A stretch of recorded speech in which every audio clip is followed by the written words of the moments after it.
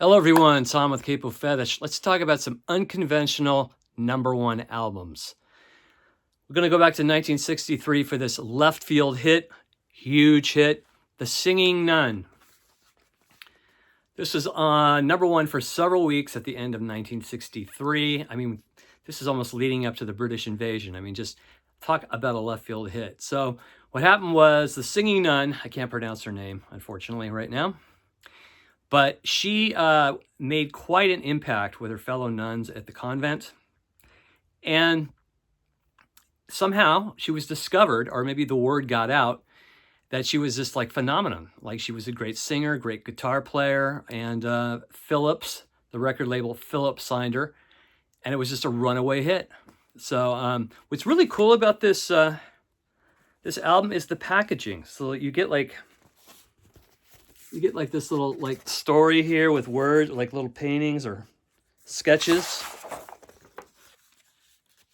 And then you get this other little cool thing, this portfolio, a gift from Fitchermont, watercolor sketches of convent life painted by the singing nun herself.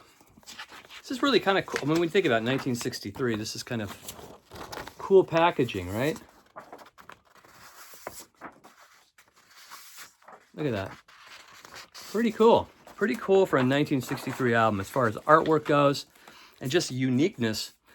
But anyway, as many, quick success tales go, she eventually fell into poverty and eventually took her life. So one of those kind of sad stories, but an interesting #1. The Singing Nun from 1963. Let's go all the way up to the year 2000, the millennium. When this album came out, a lot of people were into this band, including myself, a couple of friends of mine as well. And we were just wondering what this band's going to do. How could they top OK Computer? How could anybody top an album like that, right? Love that album from 1997. I think it's one of the best albums of the 90s. But when this album came out, this Kid A, Radiohead, I mean, I think a friend of mine, after work, we listened to this for a good hour or so. And the first half of it, we were almost laughing because it's like, this is a joke, right? This is like career suicide. I mean, we were just, and this went to #1. This couldn't have been any different. There couldn't have been a more radical change here from OK Computer to Kid A. This is electronica. There's a lot of experimentation. It's very dark. There's no obvious single on here. But with a lot of Radiohead albums from the late 90s, early 2000s, they somehow kind of slip into your subconscious. So the next day I went and played it at my desk at work. And all of a sudden, some of these songs just started kicking in, like the first track. I really started digging, like Everything in Its Right Place. And other tracks like Optimistic and Limbo. And but I still, I mean, it was such a radical change for Radiohead. So I mean, I think they picked up a whole new wave of fans, people that were into electronic music, people that were into like rave music. So they kind of changed their sound just kind of overnight, and it was a runaway success, #1 album, unbelievable. So really an unconventional #1 right here. 1958, I believe the only classical album, truly classical album that has ever gone to #1. Then Cliburn, the Tchaikovsky Concerto #1 album. Incredible. So it was the first classical album to go platinum, and then it actually won a Grammy Award as well. So I mean, just completely in left field hit here. I'm sure when these composers were creating this stuff back in the day, it would have gone to #1. But 1958, with rock and roll booming and such, and jazz really happening, it's really amazing that this is #1. So, Van Cliburn, Tchaikovsky Concerto #1 from 1958. Next one, Johnny Cash at San Quentin. This is his follow-up to the Folsom Prism album. This came out in 1969. And this one, another went straight to number one. This was filmed by Granada Television in the UK. And this is the performance most known for his famous middle finger shot. That's all over posters when you go to Amoeba Records, him flipping off the camera. That's, I think, before they played I Walk the Line. They were telling Johnny where to stand and blah, blah, blah. And it was getting to him, and he flipped the camera off, and then you have like this iconic photo. But a number one smash here from Johnny Cash, right in the middle of the hippie era, in the late 1960s. Really amazing. And it's really, when you think about it, it has kind of this punk energy. So a little ahead of its time, perhaps. You've got San Quentin on here, Boy Named Sue, which was a huge hit. Folsom Prison Blues, I Walk the Line, Darling Companion. Really, really cool. Number one album, 1969, Johnny Cash at San Quentin. Another one that pretty much put, bossa nova on the map. A huge runaway hit here from Stan Getz and Charlie Bird, Jazz Samba from 1962. Before this album, it wasn't real well known in the US. This kind of was like the breakthrough for the following success of this classic as well, this Getz Gilberto album, which has The Girl from Ipanema. I don't think this went to number one, but this is a huge smash as well.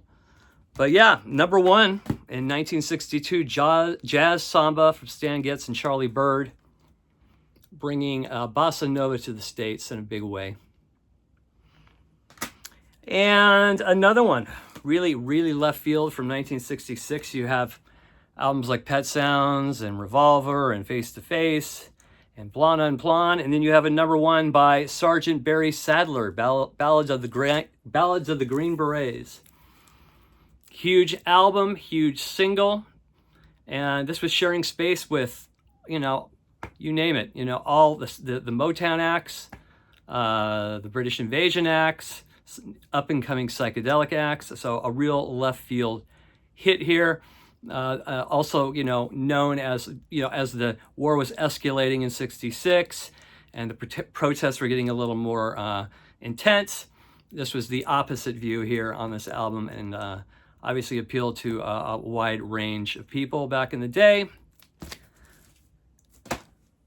1971, I'm sure there was really great expectations for this album, and it did contain one huge hit. But the music itself is very uncommercial, especially not just for this artist, but just in general for this period of time in music. This is very revolutionary type music. This is like deep, kind of dark soul funk. And I'm talking about Sly and the Family Stone. There's a riot going on.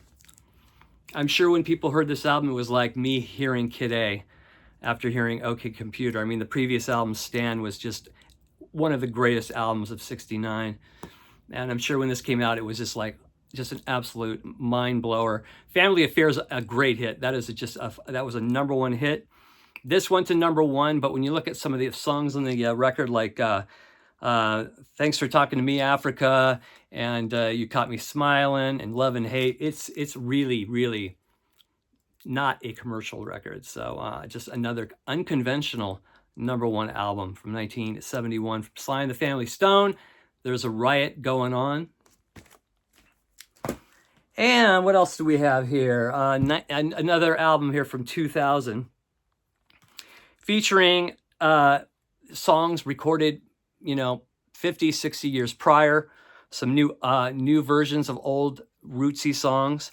The Coen Brothers, Oh Brother, Where Art Thou? This is a number one album in 2000. I mean, 2000, you're thinking about like a lot of hip hop, a lot of female pop stars, kind of like now. I mean, just kind of ruling the charts. And this kind of left field soundtrack became a huge hit with great performances from Alison Krauss. Down to the River to Pray is amazing. You got old tracks like Big Rock Candy Mountains by Henry Clintock from like the 20s. So cool. Just a wide range of really cool stuff by duets with Alison Krauss and Gillian Welch, Emmylou Harris. I mean, just full on, right, roots, bluegrass, blues right here. Just out of the blue, number one from 2000. So those are just some examples of Unconventional #1 albums through 1958 through 2000. If you have any more you want to throw into the list, as always, please do so. We can talk about it. And if you dig the content across the channel, please press subscribe. I'd really appreciate it. Until then, we'll see you then, and we'll talk to you later. Bye-bye.